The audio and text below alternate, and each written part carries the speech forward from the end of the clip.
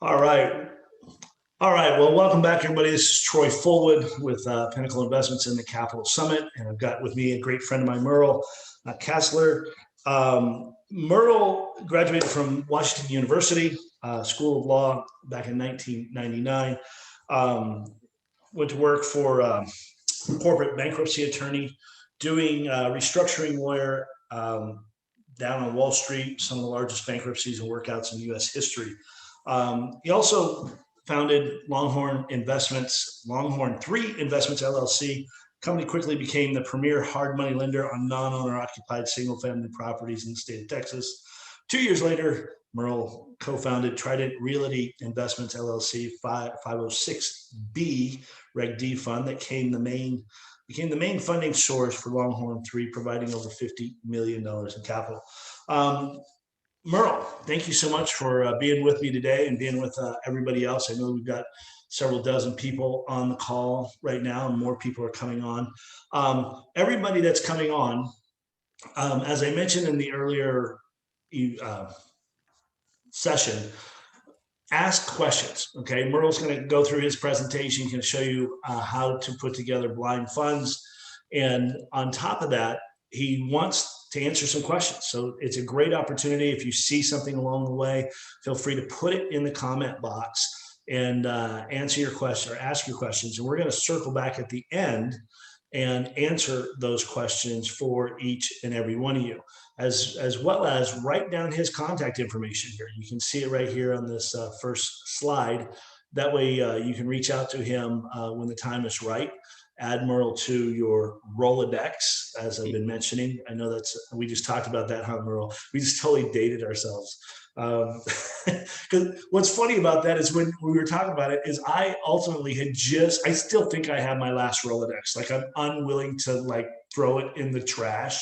It's like in storage, in a box somewhere. I think it's next to your Palm Pilot. My BlackBerry, yeah, exactly. Got them all lined up. Yeah. Merle, thanks so much for being here today. Why don't I go ahead and turn it over to you, and you can jump in here and share what you've got to share today. Great. And Troy, thanks for having me on. I actually love speaking to people. I love speaking to newer people. I didn't recognize any of the names initially that are on here, which is great. Not that it's great that I don't know you. It's just great that I get to talk to some new faces. I promise you guys, I will not bore you like most lawyers do. I'm the sarcastic, smartass lawyer. So you'll see in the presentation. I wish I could describe myself better than Troy did, but he did a pretty good job. We're going to talk about blind funds. I'm going to give you a brief overview. We'll get into it. Please ask questions. Just type them in the chat box. I am happy to answer questions. I love questions. There's no such thing as a stupid question. Literally, there's no such thing as a stupid question, except if you're asking how much I charge, and that's a stupid question. But other than that, there's no such thing as a stupid question. So, let me start off. I also have a consulting practice, and so I have a full marketing team. So the graphics you see are from my marketing team. So it's going to look a little bit different than a normal legal presentation. We try to use visual images so that nobody falls asleep while I'm talking. Hopefully it'll work with you guys as well. So we kind of start, this is the name of the fund, Blind Funds. Don't be afraid, navigating the pros and cons. And from a high level, a blind fund is not something scary. It just means that you don't have an actual asset that you want to buy today. Like I've got, if you're talking about notes, like I've got $100 million package of notes that I know I can buy today for 20 million. That's not a blind fund. That's a regular fund with a targeted asset. So we're going to talk about, and the same applies to regular funds, but we're going to talk about, or I'm going to talk about raising capital so that you have it in advance to go after opportunities that seem to be coming up very quickly since COVID started. And now that hopefully COVID is kind of winding down, the effects from COVID are creating some very unique real estate opportunities in notes, in assets, secured by notes. There's a lot of great opportunities. So that's kind of my beginning spiel. And I'm going to brag about myself a little bit longer than Troy did. As you can see, I'm wearing a Longhorn. So I did graduate from the University of Texas undergrad, Hook'em Horns. I can't say much for WashU about sports. I don't even know if they had a sports team, the Bears, but they had a good law school. I enjoyed that. But yeah, at a very high level, my law firm, I've got 3 lawyers, 2 paralegals. We have facilitated over 1,000 multifamily storage facility notes, hard money lending funds over the last 8 years, valued in excess of $4 billion. I used to be a hard money lender. I'm a recovering hard money lender. I went through the 10-step program after I got out, but we would do about 400 loans per year. We grew it to almost $50 million, raised $25 million in capital, and then found a lender that would essentially give us a revolving line of credit against the $25 million in notes for another $25 million. So we were able to arbitrage the hard money lending notes. I got bored with that. I'm like a squirrel. And so I said, hey, I'm watching all these people I'm loaning money to making a ton on single family rentals. And so was approached by a couple of private equity firms in 2012 and ultimately negotiated a deal. Over the next 7 years, we bought over 9,500 single family rental homes with opium, not the drug, other people's money. I want to make that clear. OPM, not opium. OPM, other people's money. Large private equity firms were fronting the capital, and we got fees to buy, fees to rehab, fees to property manage, fees to lease, and a nice fee when we sold. And we had bought in Texas, Missouri, Kansas, and Indiana. I personally am a GP on 500 plus multifamily storage units. I raised with 2 of my partners. We raised $9.5 million for that transaction. We have 2 helium funds. We're actually drilling in Troy's backyard. It's very rich with helium. So if you ever hear Troy speak in a high voice, he just got a little close to the helium. I'm kidding. It's actually in Northeast Arizona. But to me, that's another real estate related fund. And so raising capital for a helium fund is the same way as raising it for notes or multifamily or storage or single family. The difference will be in how you present it to investors. But from a legal standpoint, it's the same. I'm also a GP. We raised a little under 8 million so far for a mixed use development outside of Austin, Texas. I have an interest in a title company. We develop our own software, and hopefully closing on a 316 unit multifamily in Houston it's actually the 27th now. So in 6 days, that's a pretty good size one. It's a $37 million project. And we just raised 13.5 million, but actually we're overfunded at 15 and turned away $1.5 million. So I'll be loaning 3 million to Troy at 14% and 4 points because I'm such a nice guy. See, I got that hard money lending back in my head again. And so that's a little bit about me. So yes, I'm an SEC lawyer. I'm a real estate lawyer. I have an SEC firm.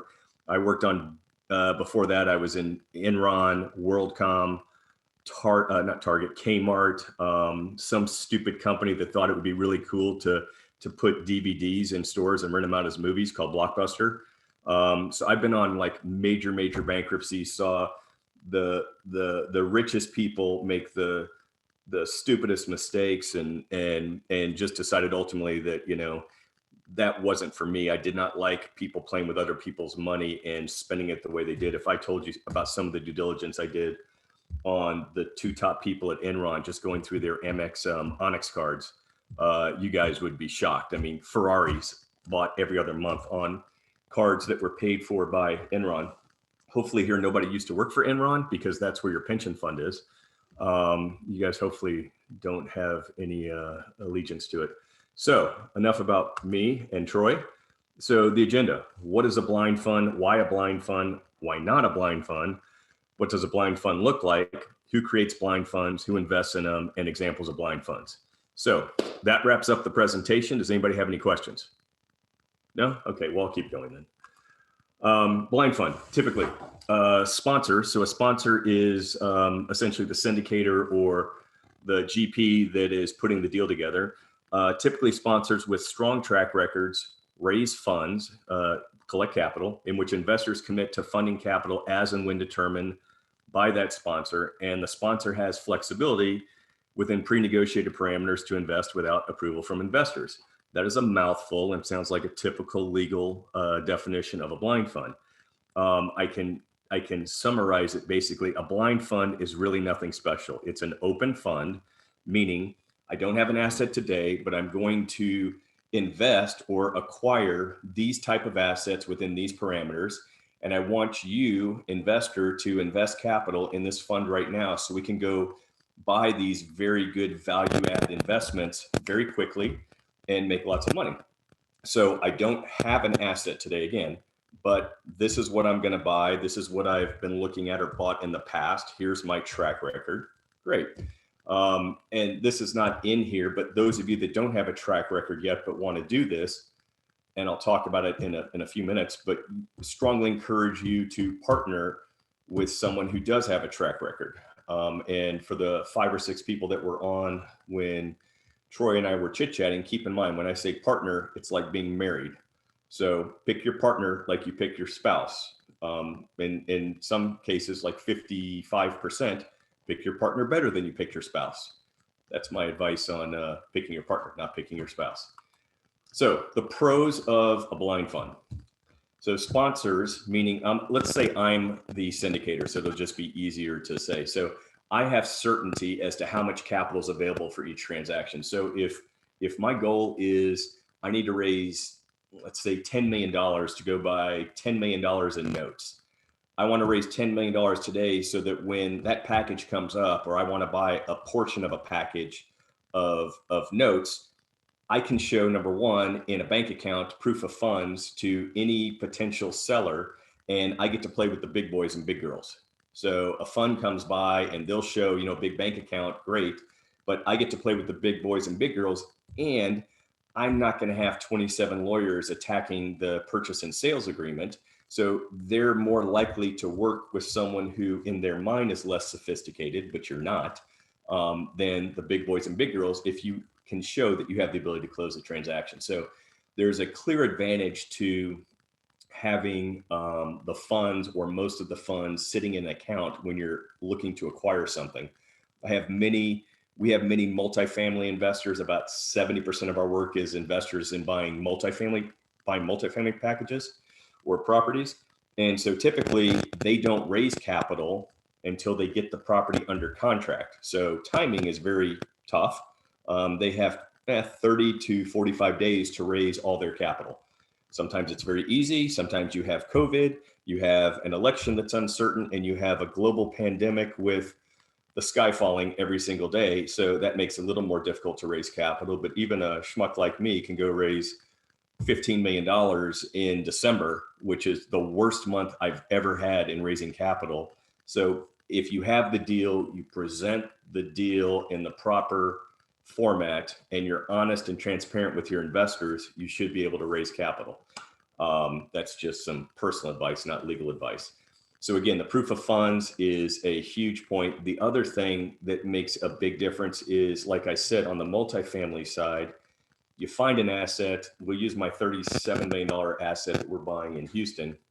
We have spent 45 days on due diligence, just all the due diligence associated with 316 units and vendors and contractors. At the same time, we were out trying to raise $15 million in the worst economic conditions we've ever had.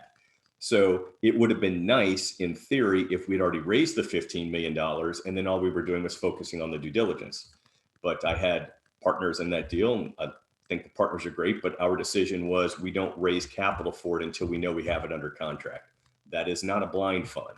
That is what's called an SPE, a single purpose entity that was specifically designed to go after 123 Main Street in Houston. Okay. The other nice thing about what I call blind funds or open funds is you can keep the fund open for years. You can have a capital raise. But I have a lot of clients who do this where they're going to raise $30 or $40 million. That's their goal over 4 years. It doesn't matter if they raise 2 million, 5 million, 10 million, 25 million. Their idea is we want to continue to raise capital because we think there's going to be opportunities going forward, and we'd like to use the same pool of investors. Then there are others that will do an open fund to go acquire X amount of dollars in assets, close that fund. In other words, operate it, do fund 2, fund 3, fund 4. Psychologically, when you're raising capital to a potential investor, I'd rather invest in fund Roman numeral 3 than fund Roman numeral 1. Only reason I would do that is because there is a perception, and it could be wrong, because I do have clients that will start their first fund as fund number 3 because it's just the name of the fund. But psychologically, many investors will think, okay, this is their third fund, at least of this, and things should be good. From your standpoint, any of you that are going to be passive investors in funds or are investors in funds, if you are investing in a fund 2, 3, 4, or 5, call out on the BS and ask for copies of year-end statements for funds 1, 2, and 3. So either they did have 1, 2, and 3, or they didn't have 1, 2, and 3. If they did have 1, 2, and 3, and they're trying to raise capital for number 4, you would typically see a page in their investor presentation that they're sending out to you that talks about the performance of their prior funds. If they don't talk about the performance of their prior funds, that's an uh-oh. So that's not here in the PowerPoint. As I told Troy, I'm analogous to a squirrel, and so things just pop up in my head. Excuse me, and I just vomited out for you guys for your benefit. So let's see, cons. This is where we're going to get a little bit of SEC stuff. So what are the downsides of a blind fund? Typically, your unaccredited investors will be too nervous to invest in something that doesn't have a targeted asset already under contract. So a sophisticated investor, if you don't know this already, there are 2 types of investors, or there are 3, but 2 that you guys are probably concerned with under the SEC. You're either sophisticated or you're accredited. So it's very interesting. A sophisticated investor does not mean the investor is sophisticated. And I know of many accredited investors that are definitely not sophisticated, but we're not talking about their knowledge. We're talking about how the SEC labels them. So an accredited investor under the SEC's rules today, because they may change under the new administration, but under today, is an individual that has made $200,000 or more in the last 2 years and anticipates making $200,000 or more next year, and that's as income. If that individual is married, that number goes to $300,000 for the last 2 years, or $300,000 and $300,000 in the coming year. And if you don't meet the income requirement, they then look at the asset requirement. So if your net worth is $1 million or more, not counting your homestead, so your homestead does not count as part of your net worth, then you are deemed under the SEC as an accredited investor. And it's really simple. If you're not an accredited investor, you're sophisticated. Okay. Now, most people are like, okay, so who cares? So some people have more money, some people don't have as much money. Well, it matters, because if you want to set up a fund and you want to syndicate, you want to go out and raise capital, and you're not a broker dealer, that's what we're talking about. We're talking about raising capital without using a broker dealer that's going to charge you 10 to 15% of every dollar that comes in. You're going to do it under 2 exceptions under the SEC. You're going to either do it under 506B, which you see up here, or you can do it under 506C. 506B, excuse me, I'm jumping ahead. So when I get to the slide, I'm going to skip it. But 506B is what we call a friends and family fund. Think about, God, I sure hope none of you guys are insurance agents, but think about someone that may have gone out after college and started with an insurance company. And the first thing they tell you to do is go hit your friends and family up for insurance. That's the best way to cut your teeth. Go hit your friends and family up. It's the same idea with the 506B. I apologize. My voice is kind of going. I'm getting over a bad bout of COVID, believe it or not. So I lose my voice a little bit.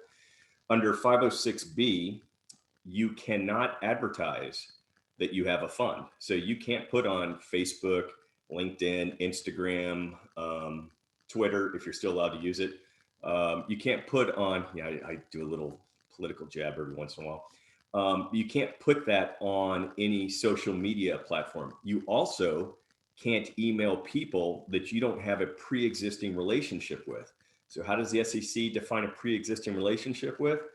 I have a YouTube video called 50 Shades of Gray that I was trying to be funny with, but I have a whole video on kind of all the different things that you can and can't do. And then there's this big gray area in the middle. But the 50 Shades of Gray is what actually got people to listen to the video. I don't know how many stayed on afterwards, but the pre-existing relationship means you should have 3 interactions with a particular person that are unrelated to the investment you're trying to push. Okay. Like Troy has a large following, and Troy reaches out to many of you guys and many other people and has regular conversations with them. So I would be willing to bet and defend Troy if Troy were to send an email out to his group, that most of his group are pre-existing relationships. And Troy probably also has some email list where he maybe only had an email or 2 interaction, which doesn't quite qualify. And Troy would know, okay, so I have these people in this bucket, which I would call pre-existing relationships. And I have another group that may or may not be interested, but I don't really know them. I couldn't call them by name and say, hey, blah, blah, blah, without looking at their email or name address, their name on an address. So they're non-pre-existing relationships. So 506B says you can only reach out to pre-existing relationships, and you can only have up to 35 sophisticated investors. You can have as many accredited investors as you want, but you can only have up to 35 sophisticated investors. Now, I am going to try not to be condescending or a pain in the ass, because there may be some sophisticated investors on here that don't qualify as accredited. And I love you, even though I don't know you. But I personally do not take sophisticated investors. The reason being is, one, they don't have that much money. If they did, they wouldn't be sophisticated investors. They'd be qualified as accredited investors. So think about this. What happens when, I'm going to blame it on grandma. What happens when grandma gets, grandma is one of your pre-existing relationships. So grandma gets your email, and grandma says, yeah, I want to invest in Merrill's, $20 million fund, and I'll put 50 grand in it. Here's the problem. More likely than not, that is probably all of grandma's expendable cash, or a large percent of it. So you know what's going to happen? Let's say it's a young grandma. Young grandma is going to email me every week wanting to know how her investment is doing. Okay. And that's nice and sweet. But the problem is I may have 35 grandmas under my 506B doing that. And so that becomes an issue when you're trying to operate your business after you've raised the capital. So I prefer the larger investors, quite honestly, who don't ask as many questions because they understand the monthly financials and reporting you give them. And this is not their first rodeo. Notwithstanding that, you will always get what they called in law school a rubber arm. So you guys know who the rubber arm is. It's the guy that's always like this: question, question, question, question. Thank God I don't see it in the Q&A because I only see 3 questions. But it would be the same person asking 27 questions. So you will always get that particular investor that will not leave you alone. It's great. So what you do is you tag that investor as someone you don't want on deal number 2. You won't know until you get them, but the more likely than not, they're going to be sophisticated. And then you get the guy that's got nothing better to do. It could be a gal. It could be a non-binary person too. I don't know what that is, but it could be one of those non-binary people too. But you could get that person that literally has nothing better to do in their life than tell you how to operate your own business, and they have $100,000 in a $20 million fund. I'm using that as an example because I've got 3 of them right now in one deal. They're lovely. So anyway, when you pick your partner, the person you're going to raise capital with, you need to also remember, when you're raising capital from investors, they're also your partners. They don't have a say in the business per se, but they're still your partners. They are an equity interest in your deal. And if you don't treat them with respect and you don't do what you say you're supposed to do in your company agreement, like provide financials within a certain time, depending on how your agreement's drafted, 2/3 a majority can remove you as the manager. So you still have to be respectful and understand what your roles are. That's more legal advice. And as you read at the bottom, this article is not a substitute for professional legal advice. This article does not create an attorney-client relationship nor solicitation offer legal advice. I was supposed to read that at the beginning. So anyway, let me get back to the cons. Internal pressures to find assets quickly. Okay, so here's the problem. Troy's out there. Troy raises $10 million. Awesome, right? Troy got his $10 million out of the way. Now Troy is pooping a brick right now because he's sitting on $10 million and he doesn't have a package of notes or a storage facility to go put them in. So that's okay. Troy told the investors, hey, it's going to take 3 to 6 months, blah, blah, blah. Guess what? The investors all signed the PPM. They all signed the subscription docs.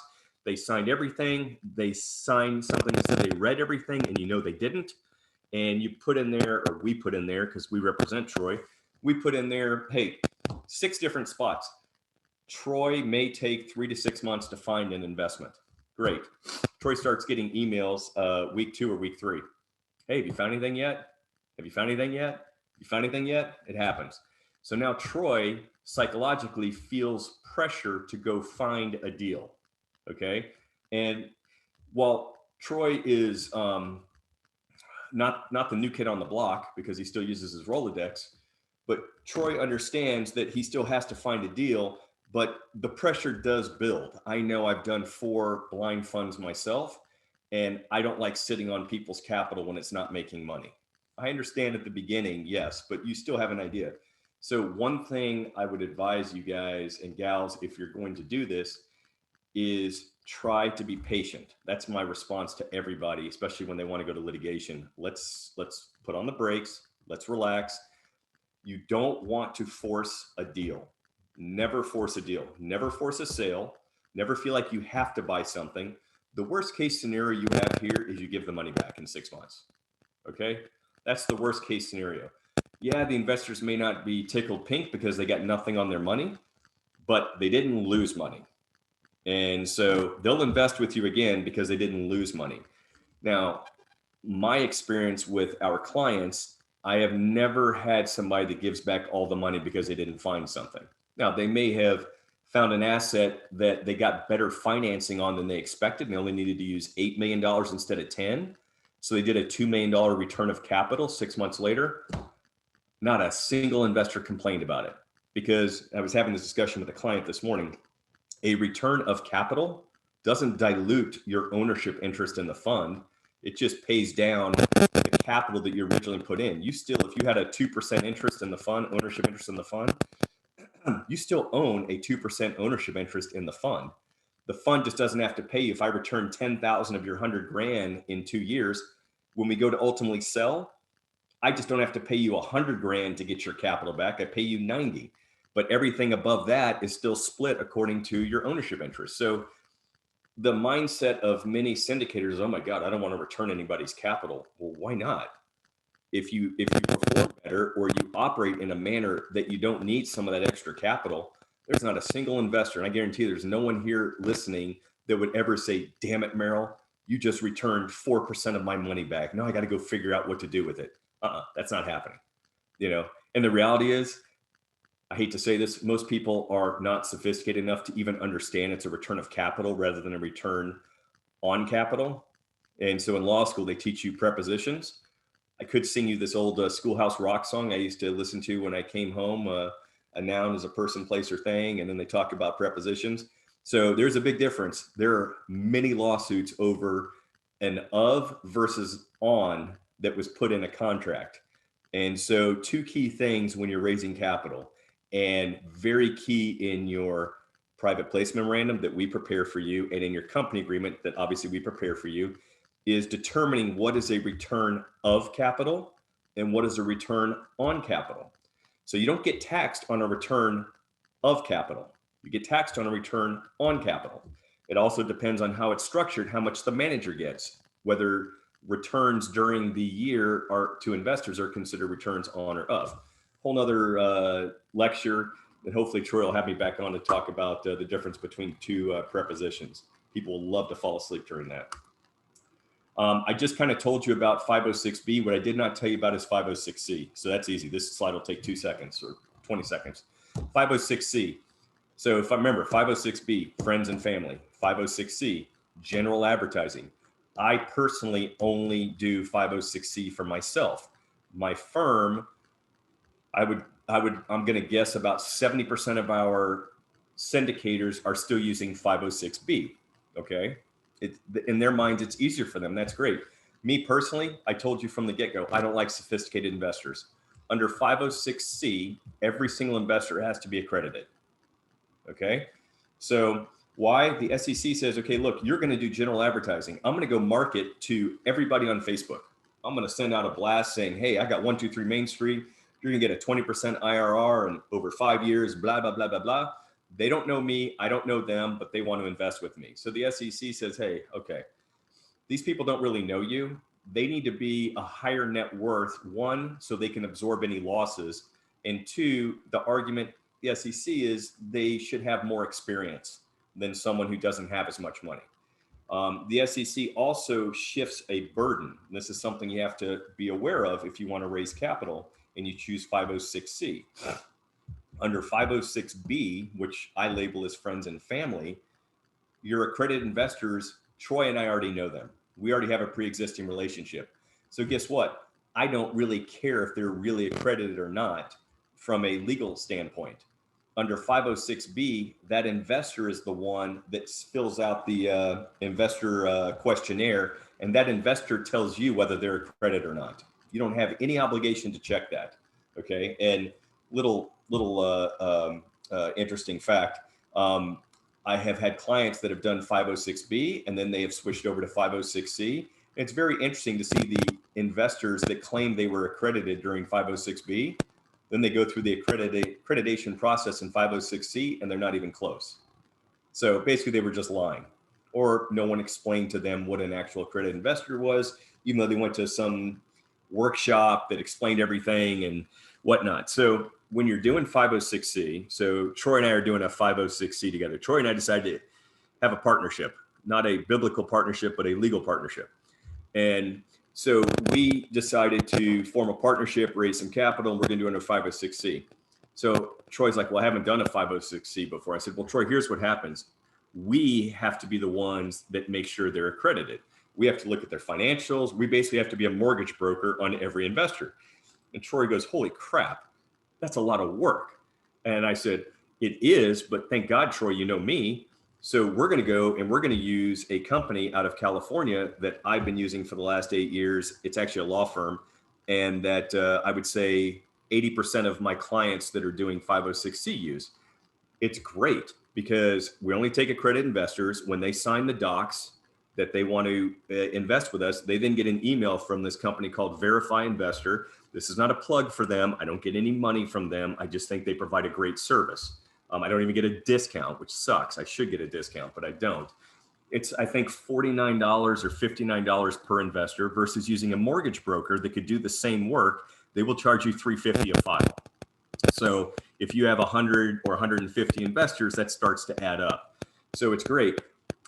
They get an email, they meaning the investor gets an email from Verify Investor, and Verify Investor says, send me this, this, and this docs. And then the syndicator and the investor within typically 24, 48 hours gets a certification saying, yes, they met the accreditation status stamp requirement, or they didn't. What Verify Investor will also do is they will guarantee and defend you if anybody comes back and claims, hey, Troy really was an accredited investor. And because he wasn't an accredited investor, you raised money illegally, I want my money back. No, this firm will go and defend at the SEC because they have a very strict process that's already been approved by the SEC as far as accrediting people. The other way you can get people accredited without doing it yourself, it befuddles me because people don't push this. In our document package that we prepare for people, we provide a letter that their CPA can basically just sign stating they have reviewed the person's financials and the CPA's opinion is they meet the accreditation status. It's that simple. And I can't tell you how many CPAs won't do that. I know some of my investors' financials. I can't do it because I'm providing the legal docs and there's a conflict of interest. But if you guys think about it, the CPAs are doing their tax returns. Who has better knowledge of their financials than the CPA? And why the potential investor won't ask their CPA to essentially sign a form, assuming they are accredited, I don't understand why. But I would say on my last fund, we had maybe 35% of our investors utilize the CPA form and 65% went with Investor Verify. It's just the way it was. So anyway, that's the difference between 506B, 506C. Waterfall provisions. How you guys, Troy will like this. This may actually be too hip for Troy, but I actually I do webinars every 2 or 3 weeks. We call it Tuesdays with the Teams. We talk about various legal topics, and I did one called Waterfall Provisions. But I did it. The theme was "Don't Go Chasing Waterfalls" by I can't remember the female group that sang it, but we actually had it on the cover of our PowerPoint. And you're muted, so I know you know who it is, but Destiny's Child. I don't think it's Destiny's Child. No. No. See, I was going to give you an iPad if you got the right answer, but you got the wrong answer. I'll have to look. It's on my YouTube channel, but anyway, I have a whole thing, and I think I have like a 20-second video in there. By the way, in the late 90s, horrible videos. It was so grainy, but everybody liked it because they do like a video where they're splashing in water or something. Someone raised their hand, so They probably know what it was. But anyway, so waterfall provisions, I'm not going to go into detail. That's basically kind of private equity structure. So if a lot of what Troy does, Troy likes to work with notes as assets. And so Troy may structure a distribution to investors in a manner that if Troy hits 10%, investors get in, let's call it an 80-20 split. Troy keeps 20, investors keep 80. When Troy provides 15%, so that number between 10 and 15, Troy gets a little more because he's working harder. So Troy gets a 70-30 split. And then anything from 15 to 20 is 60-40. Anything above 20% is 50-50. I'm using those solely as examples, but that's what we call waterfall provisions or hurdles. Now, you have to be careful when you do that because you may, I call it overcomplicate a free meal. The more, this is going to sound contradictory, the more a potential investor has to think about what they're reading, the least likely they're going to invest in your fund. Mm-hmm. It's crazy. So it's the first time anybody's heard me speak, but I always use the KISS method. Always. I learned it in law school. I use the KISS method. KISS, keep it simple, stupid. Assume everybody you're talking to is stupid. You should just kind of do that in life anyway. But sorry, Troy. Present company, including those listening, are excluded. But no. I always say the other thing is like a confused mind never buys. Exactly. So if it becomes too confusing for them, it's not that people are not intelligent. It's like dissecting it and putting it in a form that they understand is tough sometimes. Absolutely. And you guys saw all the various deals and structures I've done. I am not the Grant Cardone type person that goes out and brags. I can tell you I've lost more money than probably everybody collectively on here listening, not because I'm a bad person. When you do that many deals, you're going to get some goose eggs, and you don't stress out over the goose eggs. You call those learning experiences. So it's funny when I go, and occasionally I'll speak. I haven't in 9 months, but occasionally I'll speak, and I'll be speaking right after someone who's talking about their last flip. They made a 250%, return. I talk about the foreclosure I bought in Houston with a dead person in it, and how it took me 3 months before I could even get in because of an investigation. Because not only to have a dead person, we had 300 pots of marijuana in the house too, but it was a foreclosure, which means in Texas, I can't go look at the property pre-foreclosure or I'll be shot because we all carry guns in Texas, as you do in Arizona. So, and I've bought a home at foreclosure that half of the back had already slid off into a creek. And the guy I had paid to go drive by the home took pictures. It was the only home out of 400 homes that he was looking at that he did not take a picture of the back. And of course, that's the one I won at auction. So yeah, I tell people this because I've experienced pain and suffering and still done very well. And you don't get caught up on, the 1 or 2 deals. Some of you guys are thinking, oh my God, that's horrible. Well, is it really horrible? That day I bought that home, I bought 120 homes in Harris County, which is the largest county in Houston, first Tuesday of the month at the Harris County Houston auction. So one home was a dud out of 120. But think about it. What if I had just gone to auction and bought one home and that was it? So the reality is it's all perspective. I tell people that want to get into single family buying and want to go buy at auction, don't ever go to auction and buy 3 homes. Just don't, because one out of those three is going to be bad, and that's not a good return for you. If you go with the intention of buying 10 and you get one or two that are bad, hey, 80% good homes, you'll have a good return. So Yeah. I don't even know why I said that, but you said something that triggered it. See, you can't talk to me or I become a squirrel. Then capital raise, there are different ways to do a blind fund. So I guarantee you, and I'm not even looking at questions, some people are like, okay, well, if I'm going to go raise money on something I don't own yet, or I haven't even targeted, how am I going to convince people to put $100,000 in day one? You don't have to. I've raised funds where it was a 10 or 20% commitment day one. So if my minimum investment was 100K, you had to put 20K in on day one. And then I reserve the right to make capital calls up to the amount that you committed to. And so some of you are like, oh, that's smart. Merrill's really smart. Well, not that smart. I learned a couple times I got to add a couple more provisions, because guess what? Some of those people don't add more money. And so, yeah, you can dilute them so they only have 20% of their original ownership, but you went after an asset or a group of assets relying upon them funding the other 80%. So how do you teach the children not to misbehave, because you're potentially the adult here? So what you do is you put some I call them niceties in the document. So if you don't pay the other 80% when it's called, I keep 50% of what you've paid already, and I just distribute it to the remaining members, because you put us in a very bad position. You said you were going to do this, you chose not to do it, so you get a nice penalty.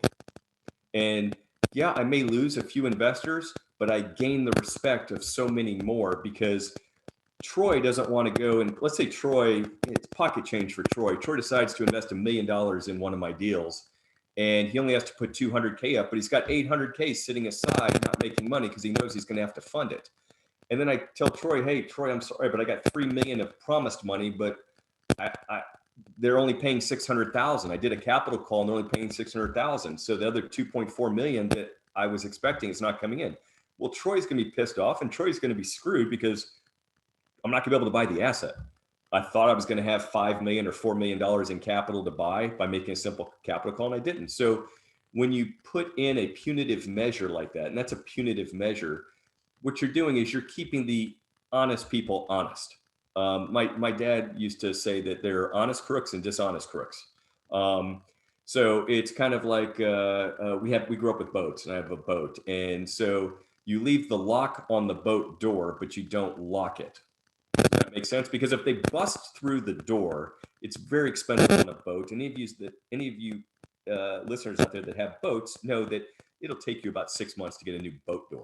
It's just the way it works when you own a boat. Worst investment ever. Never an investment is a boat. But the idea is you want to keep your investors honest. If you're going to put in 20% and you're not going to tie up their capital, so they feel better about only 20% being out there for 3 months, they better pay the remaining amount of the money. If not, there's a penalty. And I strongly, strongly, strongly encourage you to do that, because it's not just that one investor, it's the entire investor group that gets affected aside from you, and that's not good for you. So how am I on time, since I don't have a clock anywhere in front of me? I'm good, right? Yeah, you're doing well. I only have 87 more slides. If anybody's sleeping, I'll set an alarm. The rest of the stuff is pretty simple. What does a blind fund look like? Well, you can't see a blind fund if you're blind. That was bad. Yeah, I know. That was bad. Term, structure. So in a blind fund, what you want to make sure you do is, Troy's doing a fund. It's not a blind fund. They use that with investors. Bro, can you check your plug for your audio real quick? Can you hear me? Yeah, we can hear you, but are we getting crackling or something? I don't know why. Okay, so I have this weird thing, this ball. So we'll see if this works better. It was sitting off to the side. Can you hear me better now? Yeah. Okay. We could hear you really well before, but every once in a while it would just start crackling for no reason. Well, my house is falling apart behind me that I just bought. So one thing you need to make sure when Troy is out there and he wants to put together a PPM, and let's say Troy wants to go after notes, and I keep saying notes because that's something I know Troy has been very successful with. Troy wants to be very clear in the type of notes he's going after, the potential returns, maybe what states the notes are in, not like states of, level, but like actual states in the United States, because some people may be curious as to the region where these notes lie. So what Troy wants to do is he wants to build a very narrow yet expandable parameter so the investor understands this is what Troy is buying. We as the lawyers and me who has done a lot of these myself, I put the caveats in there. I put the legal caveats. So Troy's going to buy notes that the average note price is going to be $150,000 because it's secured by some asset, blah, blah, blah, subject to market conditions, right? That little comma, subject to market conditions, covers Troy's rear end if he finds a good deal because the market conditions have changed and he goes a little bit outside his parameters. So we build in lots of caveats to the parameters, but generally speaking, you want to try to be focused on parameters that you're giving to the investors. It makes them feel more comfortable when they're giving you money. Like Troy and I are not going to go out and buy shares of Amazon if Amazon didn't have 800 distribution centers and wasn't delivering to my wife every 4 minutes. If I think Amazon stock, I don't even know what it's at, $900 a share. I don't even know anymore. 1,300, who knows? But whatever it's at, I don't play the stocks. But if we were buying $1,300 Amazon stock right now and there were no distribution centers, but Amazon said, I'm going to go build distribution centers and they weren't delivering to Merrill's wife every 4 minutes, but I'm going to go put this business model in, Troy and I'd be scratching our heads. Yeah, I'm not sure how you're getting that market cap at $1,100 a share. I think I'm going to take a pass on that. So what you want to do is you want to make sure that your potential investors have a very good idea of what you're doing. Interest, non-interest bearing account for the funds. That's a personal preference. Personally, it's kind of a joke. Back when Troy had his Rolodex, people had these things called CDs. And we also had these things called interest on savings accounts in banks. So weird. It's a very strange concept for many people. But you used to be able to get 2, 3, 4, even 5% annually when you put money in a bank. And this is actually right after electricity was discovered and way before Tesla. So the reality is there's really not much of an interest bearing account. Yeah, you're going to have, even if you have $3 or $4 million, which raises another question, you're going to get maybe half a point, 50 basis points, maybe 3/4 of a point for a year. And then you got to figure out how to distribute to everybody. Personally, if there's interest, great. If I have to distribute the money back, great. I don't look for an interest bearing account. I basically say it's going to be in a non-interest bearing account. If it happens to produce, $500 off of $1 million, yeah, then you're going to get that tiny little percent if I give the money back. If I don't give the money back, that whole thing is moot, but you have to put it in your PPM. The investor wants to know, hey, Troy, where's my money sitting? And now with the pandemic and kind of a global recession, people should be a little nervous about the banks. We have a new administration in, there may be some changes. They should still be nervous about the banks, especially when, there's an argument that we might have printed a few extra bills in the last 9 months that really are supported by nothing. That's another conversation. So keep in mind that banks are only FDIC insured for $250K. So in theory, you have $5 million in a bank, the bank goes bust, you could get an uh-oh. So while I love smaller local banks because they give you the attention that you deserve, there is a much less likelihood of a B of A, Wells Fargo, Chase, blah, blah, blah, even Merrill Lynch, of going belly up and losing your money. So if you're raising large amounts of capital, I would kindly suggest that you look for a mid-sized regional or large bank. If the capital is $500,000 to $1 million, you should be okay with one of your local banks, but ask for a copy of their financials. They're public documents. So ask for a copy of the financials, see how well they are. I know it's not something you would normally think of, but you need to be cognizant of it because we are in a crazy economy. Arizona is doing fairly well. Texas is doing fairly well. Florida is doing fairly well, and North and South Carolina are doing fairly well. The rest of the country sucks. Okay. And not from a sucks to be there, just is dramatically affected by what's been going on. So a lot of us kind of live in a bubble, and I'm not trying to say that places like Minneapolis are horrible or other places. I have clients that are doing deals in Minneapolis, but it is a different story in many of the other cities. So I would strongly recommend that if you're going to put a lot of money in a bank, whether you're investing or not, whether you're raising capital or not, check with the bank's financials. The other thing, you have to have a drop dead date in your PPM. Okay. If you're going to take capital, you've got to tell them, we are going to invest in this particular asset by such and such date. 6 months, 9 months, 12 months. 12 months, people are getting a little because in their mind, oh my God, my money's not making money for 12 months, but you could provide them a 20 or 30% return in year 2 and everything is fine. But whatever it is, it's got to be in writing and you need to abide by it. The difference between a blind fund and a SPE, a single purpose entity fund, is communication. If you raise a blind fund, you literally need to send out a communication every couple weeks.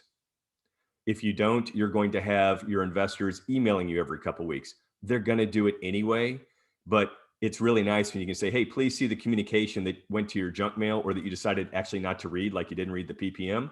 I'm saying it in a sarcastic way, but if you communicate with them every couple weeks, this is what we're doing. We looked at this asset, didn't work, blah, blah. One, they know you're working on it. And two, they know you didn't go to Cabo with $4 million of their money. You're actually out there working, or wherever that place was that Troy told me about that's near the border in Arizona. Now, syndicators. So the syndicators are the ones, I've mentioned that before, the ones that create the funds. The sponsors don't want to wait to spend time to raise capital. I've already talked about that. They'd rather be working on the due diligence of the particular asset than raising capital. That's why they want to do a blind fund. Again, it's a fund where the sponsor doesn't have a particular asset targeted. It provides them more flexibility, meaning they can play with the big boys and big girls.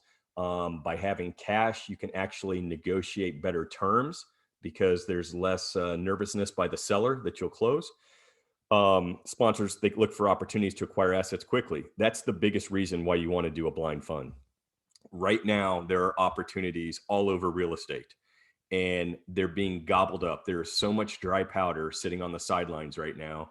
They're just waiting and waiting and waiting. And you should be accumulating dry powder to go after whatever type of asset class you're going after, assuming it's going to be a good asset class. Just as an example, I was approached by a deal from a client that wants to know if I want to partner with them on another type of deal in Houston. Normally, I would have passed in a heartbeat because the demographics and economics are C plus, and I'm looking more for B plus. I made a lot of money in C plus, but I'm looking more for B plus. But this is truly a COVID value add asset. And I wasn't expecting it to pop up this early.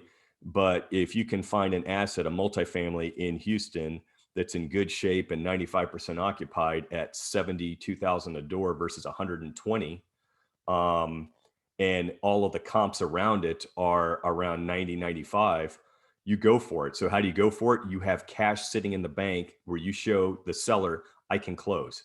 So if you don't have cash sitting in the bank or you don't have a blind fund, you'll never get an opportunity like that. So blind funds are becoming very popular and have been for the last 7 or 8 months, more than normal, because of the uncertainty with COVID and because, especially in multifamily, renters aren't paying their rent. But guess what? Property owners are still paying their mortgage. There's been no relief for property owners at all. Apparently, they think property owners are swimming in money and they just pay mortgages without rent. Not sure how the government has determined that, but that's another discussion. Great opportunities. And then the other thing is why I like these blind funds, you don't have to just buy one asset. You can buy multiple assets as long as you disclose in your PPM that you're buying multiple assets. So you don't have to go through raising another fund. You don't have to pay the stupid lawyers more money.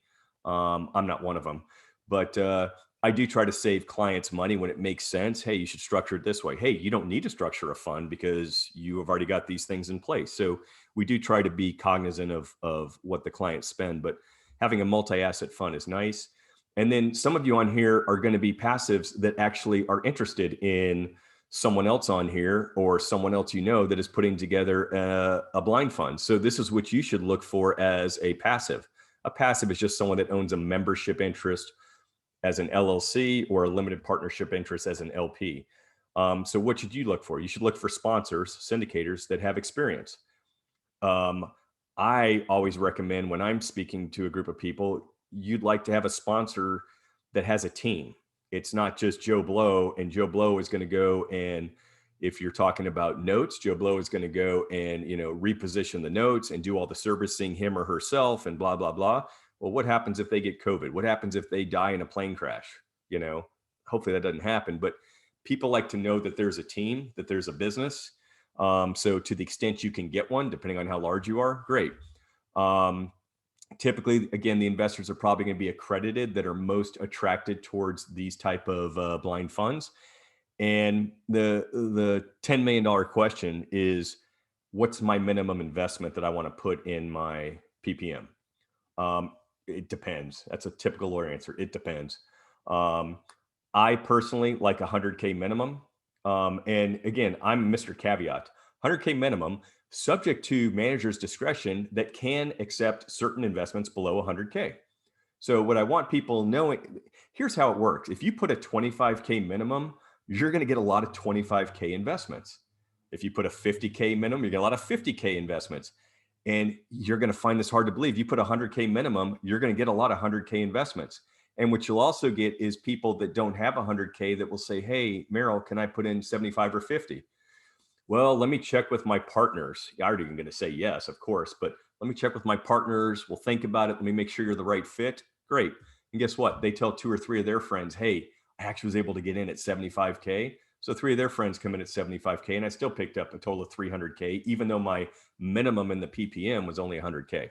So be very cognizant of how you structure it, whether it's our firm or another. If you have a minimum, make sure the provision in there that says that you can go below that.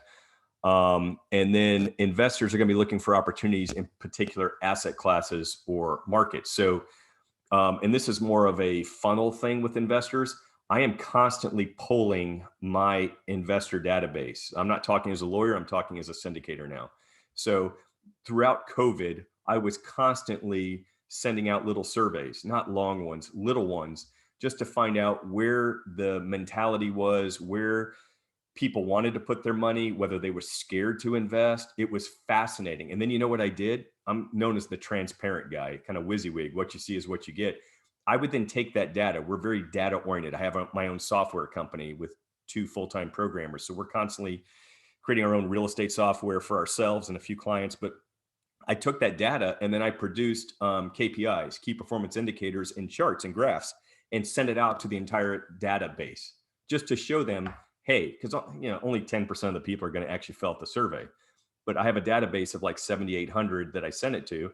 So you get 800 responses. That's a pretty good mix. And so you send it out to people, and I was actually shocked. There were some that are really, really looking for investors. And then there were others that were looking for investments. And there are others who are looking for investments in one particular part of the United States and nothing more. And then you have a section where they can put in comments. So highly, highly recommend you're constantly, that's not really talking to them, but you're asking them questions, keeping them engaged. And this is just a cool graphic that we created. I've actually used this presentation before, parts of it.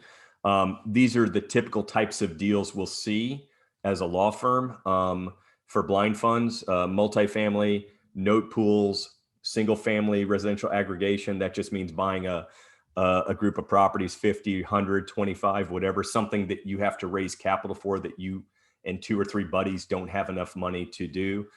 Opportunity funds, those are actually fun. They're the broadest deal, hardest to raise capital for, but you're just looking for an opportunity in real estate. And you list 4 or 5 categories that you're going to go after.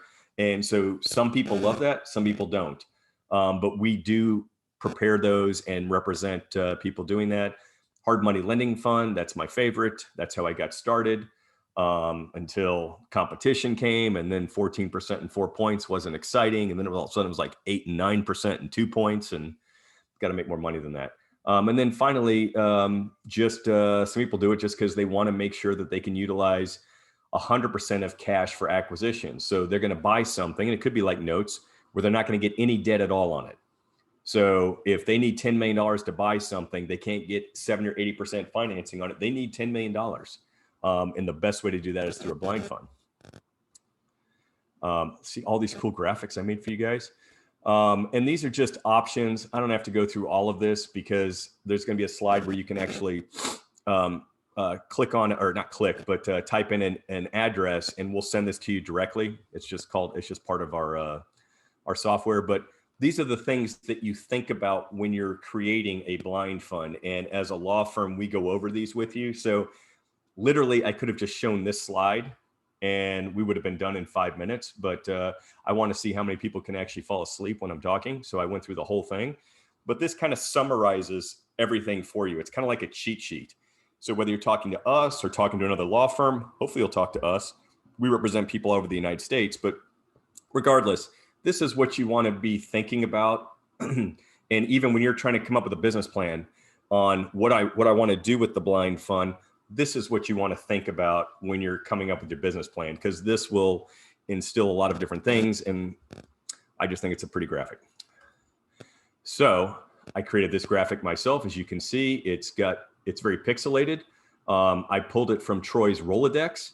So that's why it's pixelated. But if you actually go to, I don't know if you have to do HTTPS / blah, blah, blah, but basically tinyurl.com / Y6FOUEML. I did not make that up. That will, if you click on that, basically it will automatically generate a copy of this slide. It probably won't go out for 30 minutes, 45 minutes. But you can get a copy of not the slide, but the PowerPoint itself, not necessarily the recording, but the PowerPoint itself. So you guys can go back. There's my pretty face pre-COVID and 10 years ago, but we don't have to talk about that. And then just to show you guys, our firm has got over 50 years experience. That does not make me 100. It just means I've got some lawyers that have experience. I think we've done over 4.1 billion in transactions. That's probably 9 or 10 months old. And you notice we have 1,000+ happy clients, but I didn't put how many unhappy clients we have because that's none of your business. I've got 9,000 clients and 8,000 are unhappy, but I'm just going to have you focus on the 1,000. So enough of me talking. I'm unsharing my screen and seeing if we have any questions. So if you guys don't ask questions, I'm going to ask questions and they're not going to be good. Yeah, we have some great questions here. The first one coming out from Darren. Are you writing second trust deed loans, private money behind a large first trust deed in Texas against rental portfolios in Texas? Are you doing anything of that nature?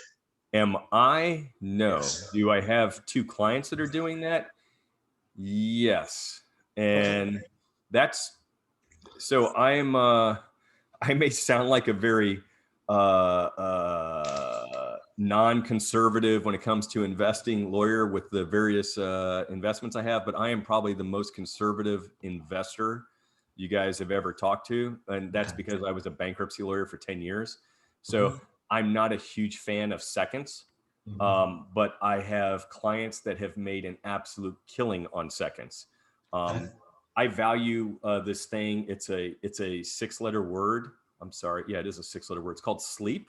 I already have these bags from my kids.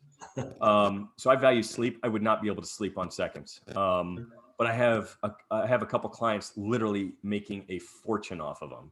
And I should invest with them, but I don't know if that helps. Okay.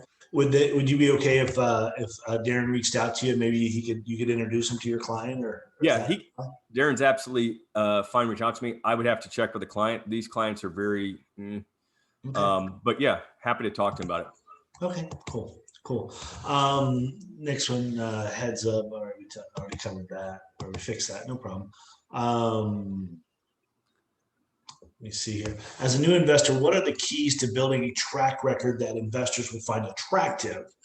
Is there a magic number of transactions completed that is seen as a minimum requirement before even thinking of trying to start a fund?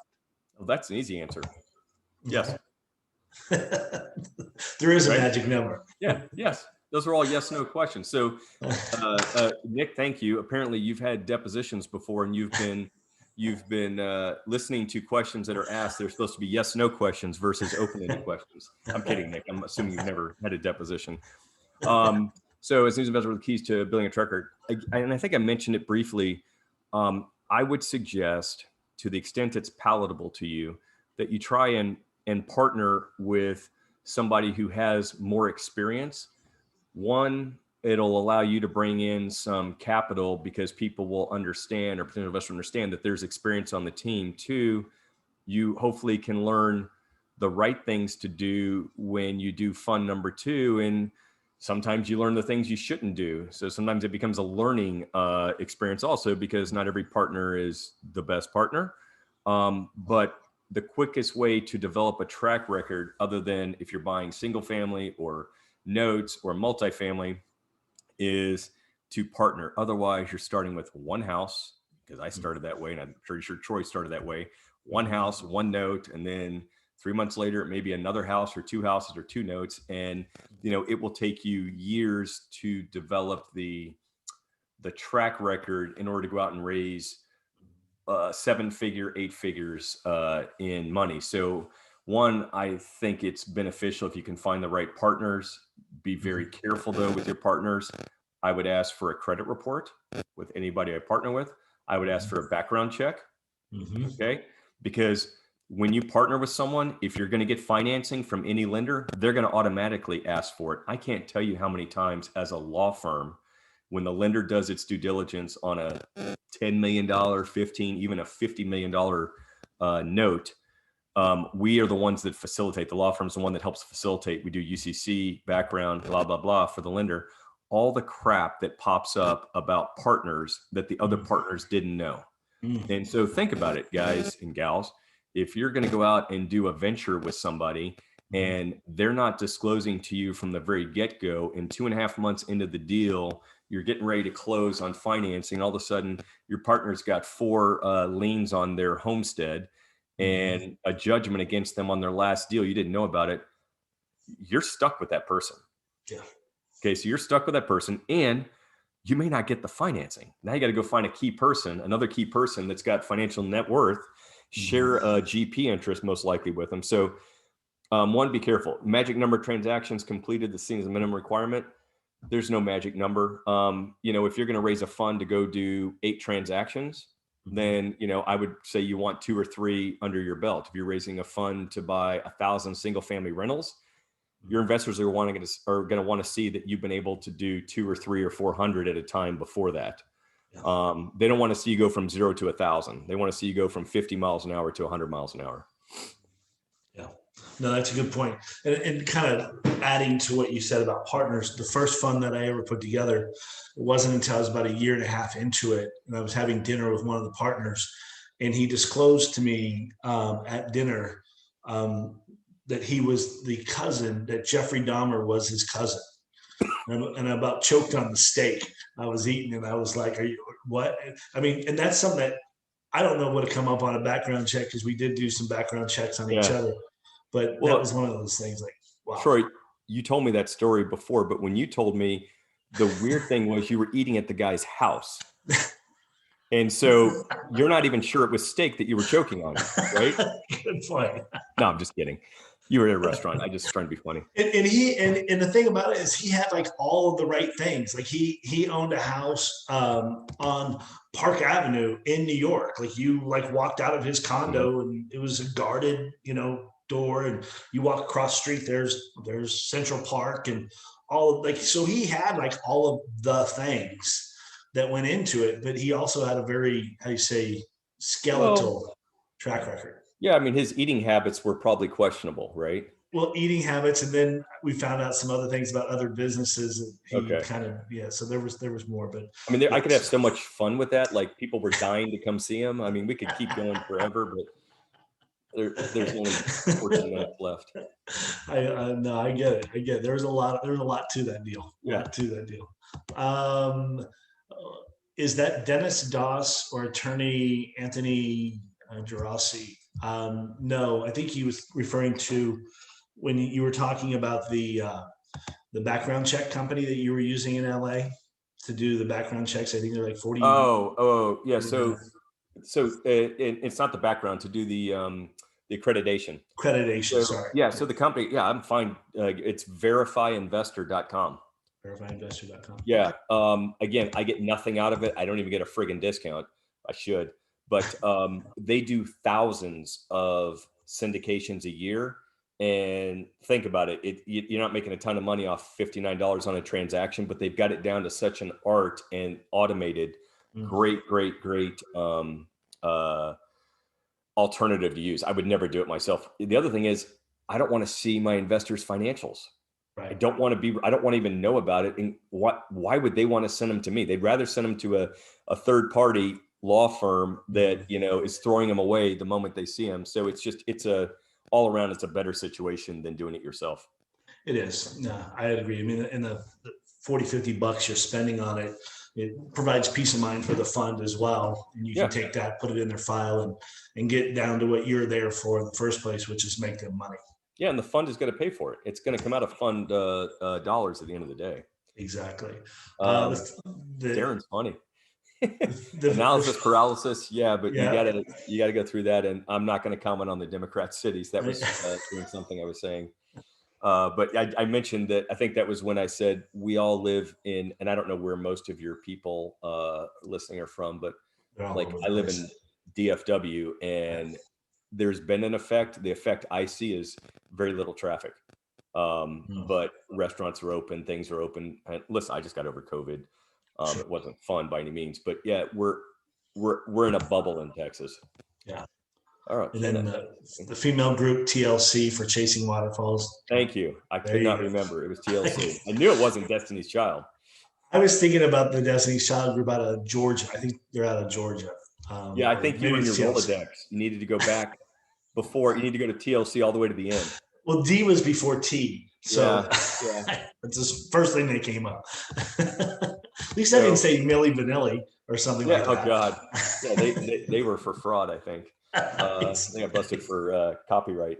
So what does Kenneth say? If I came across a $2 million tape from a bank, how would You build the partnership structure with the experienced blind fund sponsors? Do I get married with Troy first, or as Troy Younger or Kenneth Fullwood then share with the asset manager? LOL. Yeah, he's trying to be funny. That's good. Yeah, I mean, typically you would like to structure the deal as soon as possible. A seller will get nervous when, hey, I'm doing it with Troy, now I'm doing it with Merrill, now I'm doing it with Sam. Now they'll walk away from the deal. So you'll get a lead on a tape. It looks decent. You call, one or two people. If you're looking for a partnership, you call one or two people who you feel really comfortable with that may or may not have experience, but first you got to have the trust. It's got to be 100% trust. And you set up an LLC. Now, personally, I tell you never to set up an LLC until you're ready to go to contract. So you can actually make sure the LLC is not taken and call it 123 Main Street. But anytime I do an LOI, or most of the time I do an LOI, it's Merrill Kaliser and or his assigns, always. We typically will not, if you actually have a target asset, so this would not be a blind fund, this would be an SPE fund. So you don't have to create the entity until you're ready to go forward. Your PSA, purchase and sale agreement, you probably build in 15, 20 days due diligence to look at the notes. You'll go hard on some money most likely during that due diligence, but you're not going to be $2 million tape for, let's call it $300,000 or $400,000 or maybe $500,000. Once you say, I'm done with the diligence, then the law firm prepares the LLC, because once you create an LLC, you automatically have a tax return. I don't like clients paying extra money if they don't need to. So we hold off on actually creating the LLC. They typically take 24 to 48 hours to create. So they're very easy. That's the easiest part. But once you create it, you now have a tax ID number. You have a tax return. If you're in a state that has state taxes, you have a state tax return. So you've just created more bills that you have to pay if you decide not to go through with it. So, and then how to structure it, that's going to depend on what return you want to give to your investors. If it's your first deal, and my philosophy, Troy may differ, you want to give your investors as much as possible. You want to your first deal, it's God, I hate to use drugs as as an example, but I said opium earlier, but I treat investors' returns, to me, it's analogous to crack cocaine. And I've never done crack. I've only seen it on TV, but it's something that you get them hooked. And we used to do that with the hard money lending. When it was 14 and 4, we gave our investors all 14% back in the day. We just kept the points. And then as we got beaten down by competition to like 8%, 9%, well, our investors, unfortunately, were hooked on 14. We got them down to 12. But when you're getting 8 or 9, you got to find alternatives. So our alternative was to go find a lender that would give us a line of credit against our notes. So, we were getting 8%, 9%, but we found financing at 4% on the notes. So it gave us more money to play with. But the moment you give your investors, if you can give your investors a double-digit annual return, whether it's annually or at the end of the hold period of the asset, so that it came out as an IRR, internal rate of return, double digits, you should have them for a long period of time, and they should invest 2 to 3 times more on the next deal, assuming they had that bandwidth. So, like if I'm doing a multifamily or whatever, making it simple, I would do an 85-15 split or 90-10 split. That's a profit or cash flow and capital gains. That's kind of what I recommend on someone's first or even second deal. And then you get them down to a lower rate. All of mine now are 70-30. And if my partners and I can't make 7 figures by the end of the hold period, which is typically 5 years, I do a lot in multifamily, then we don't do the deal. It's just not a deal. And so if I'm making that much, the investors are making a lot of money at 70-30 split. So at the end of the day, yeah, you can have certain splits, but unless your investors, or my attack chihuahua is walking away, unless you have investors that unless you have investors that are so worried about the percentage, the percentage is almost irrelevant. If you can show your investors they're getting an 18 to 20% annualized return after sale, or a 15% annualized return, whether it's 60, 70, 80 is irrelevant. But your first couple deals, I think you pay your investors as much as you comfortably can to get them hooked for deals number 2 and 3. Think long term. Yeah, that's good. That's good. I like that. That's for you. That next question. I have a deal for $525K loan needed. Okay, send it over. We'll take a look at it. Simple. Yeah, let me know. Would you partner with a newbie to raise a blind fund? What do you think there? I do. Me personally, I do. Again, it's based on trust, and so your audience is going to laugh. Anybody I partner with that is new has to meet my wife first. So it's hard to explain. She's not a business person by any means, but she has a sixth sense. And I have listened to her in the past and said, that's great, but I'm moving forward. And I did that twice with partners, and both times turned out very bad. And she just had a feeling. So, God, I hope I'm not discrediting myself, but I have my wife kind of approve, or at least tell her about the person. These are my conversations, a Zoom call, whatever, before I do a deal with a new person, because I look at things very linearly. And she is just, it's more of, hey, I don't trust this person. There's something about it. So, and Saj, I'm not saying there's anything wrong with you whatsoever, but yes, I partner with people. Like I said, there was an opportunity brought to me earlier by a client in Houston, but the client has 2 other partners. And I said, before we move forward, I got to meet these 2 other partners.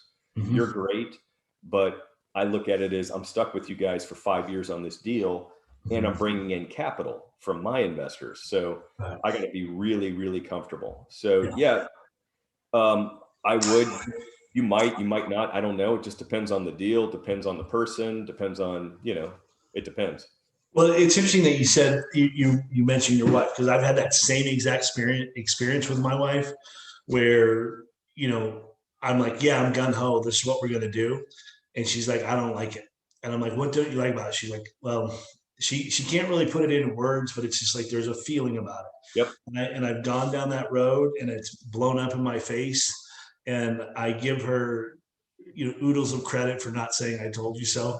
She just quietly bites her tongue and just smiles and I've done that a couple of times. And now it's just like, no, it's we just I just if she's thumbs up, I'm 100 miles an hour. If she's Right. thumbs down, I'm just like, nah, we can't. Right. Now, And I don't even have to explain it, but my wife will say, "I told you so." And so, yeah, so I'm much quicker in making a decision now. I just don't like the "I told you so." those are painful when they do that. Those are painful. Oh Um, God. Are you writing hard money loans on a nationwide basis? I get a lot of requests needed that does not fit our fund criteria or limits, such as the second in Texas or for the 525K, and another one now for 9 million in California on 3 properties crossed first position at approximately 45% loan to value. Um, do you want to answer that or do you want me to answer Yeah. So my answer is simple. I'm not doing hard money loans anymore. it? Okay. So Okay. that's my answer. Yeah, and if we may have an interest in that, Darren. If you want to send it over, we'll take a look at it on the California deal. We're not doing seconds, although I may hand you off to a person or two that are doing seconds and roll from there. But yeah, not a problem. We'll find an answer for you one way or the other. California attorney. So, and Darren's quick. He used he got charged 25K in 2005 to set up the first fund. That's great. Yeah. That's Mhm. expensive. I mean, ours can get up there now. Ours include the real estate side as well. If you're not doing any of the real estate transaction with us, and we're just doing a PPM setup Mhm. and all the filings, it depends on the size and how many states are involved in Oh, capital yeah. raise. That is between 12 and 18, 19 grand. Mhm. I could charge more, but we look for repeat business, Sure. Yeah. not one and dones. Lip sync Milli Vanilli. I think that's just a general comment. Does your firm give frameworks on how to calculate the fees and which fees are standard? Yep, we do. Okay, cool. Jason, Troy, is it okay to ask Merrill how the COVID pandemic affecting investment opportunities in Dallas, Fort Worth area where he's located in overall state of Texas? Absolutely. Yeah, go for it. Yeah. What do you think? So the MSAs, the large MSAs, Dallas, Houston, Austin, and San Antonio, have had, for the most part, very little effect by COVID.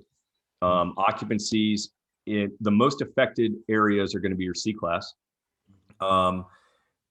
residential, whether it's single family or multifamily, and even those, maybe there's been a 2 to 3% decrease in occupancy.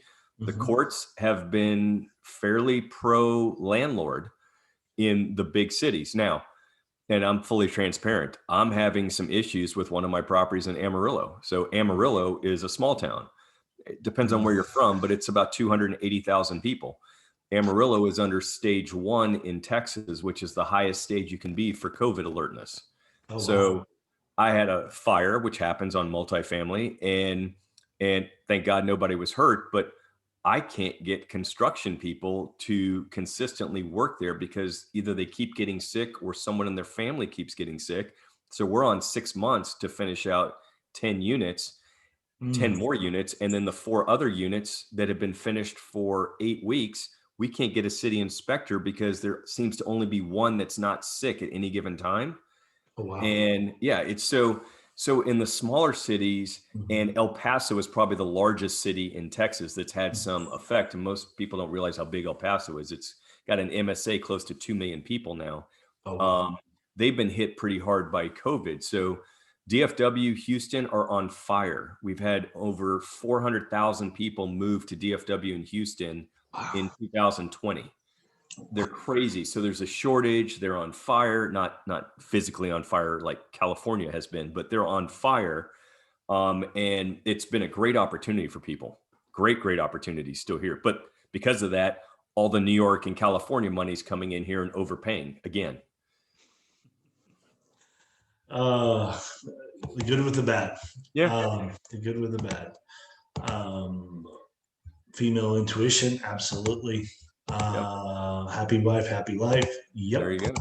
Darren, thank you. You're welcome, Darren. Appreciate you being here, my friend. I was a guinea pig, first of 5 funds in California set up when CMO first came out. Yeah, Darren, don't feel bad that I said it was expensive. I went to my old large firm to do my first fund, even though I could do it myself. I wanted my initial, this was 11 years ago. Mhm. I wanted my initial investors to see that a large firm name was behind it, $48,000. Mm-hmm. Yeah. Oh yeah. Yeah. So Darren, I win. Yeah. Understandable. Let's see. We got one last question or just a comment. Merle, aside from increased supply, what are the trends you see related to the mortgage notes in 2021? Yeah. So I can give, I'm over your time limit, but I can give you It's okay. like 10 seconds. Sure. So I've been following single family. And I mentioned to Troy in a couple other conversations we've had that we helped work with Open Door, which is a large single family aggregator. They're private, but very large. And another one has come to Texas that's kind of like a copycat. So I've been following the residential markets and the residential notes. And I believe even in Texas, there's a 6.2% default right now, which is higher than it's been since 2008. The lenders are not foreclosing right now because of public policy. And I'm not sure the judges would sign off on foreclosures.